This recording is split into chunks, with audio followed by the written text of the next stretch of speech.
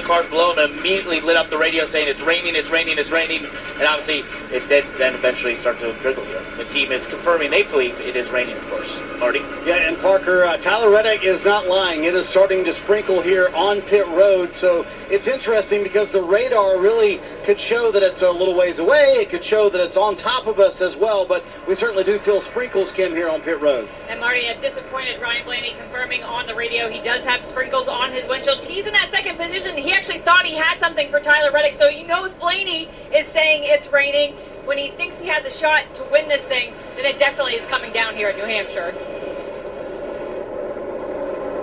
Blaney wanting to go back-to-back after winning in Iowa. Love to get back to victory lane and keep that momentum up, but a great run here. And there's only one person at this facility that doesn't want to see this go green. Well, maybe only one person, but the 45 team, that's it. Everybody else here is like, let's go.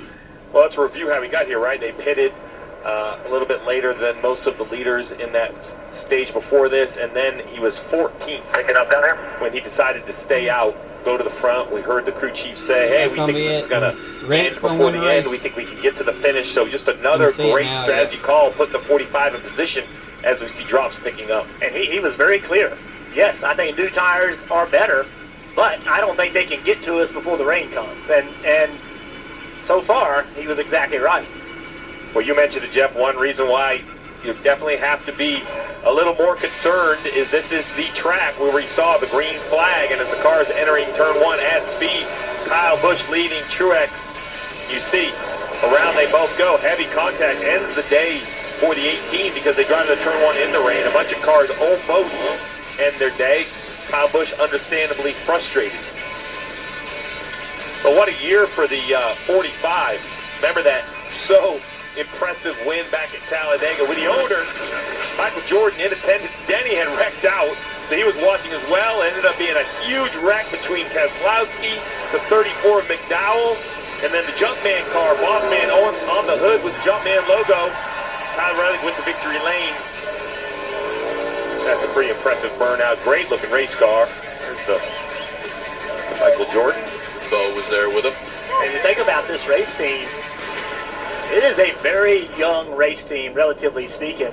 You know, the job that Denny Hamlin has done, we talk a lot about Denny Hamlin being a great race car driver. Well, he has done a phenomenal job of building this race team. He has a great partner, Michael Jordan, but Denny is the brains in regard to putting the team together, all things performance, and you have got to give Denny tons of credit. So this is a procedure change. Normally when we see cars come down pit road, they kind of stop in line.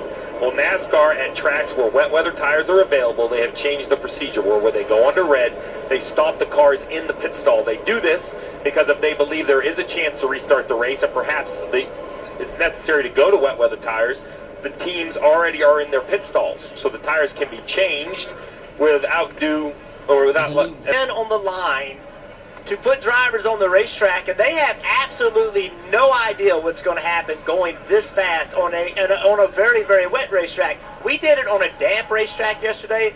That we understand, but to be on a wet track, we do not understand it, and that would put NASCAR in a difficult position to make that call. That has to be factored in because you are rolling down these straightaways. It is tons of speed.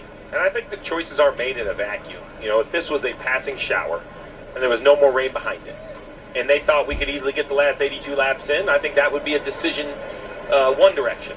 But when you look at the radar and you look at, you know, it's a little bit of a passing shower, but there's some heavy storms. There's even been some storm watches in effect in neighboring counties. I think that's a different, you know, we always talk about the competitors, but there's also a grandstand full of people. NASCAR has to kind of take all that into account. Denny, he was trying to beat the car he owns. Oh, are you happy or mad?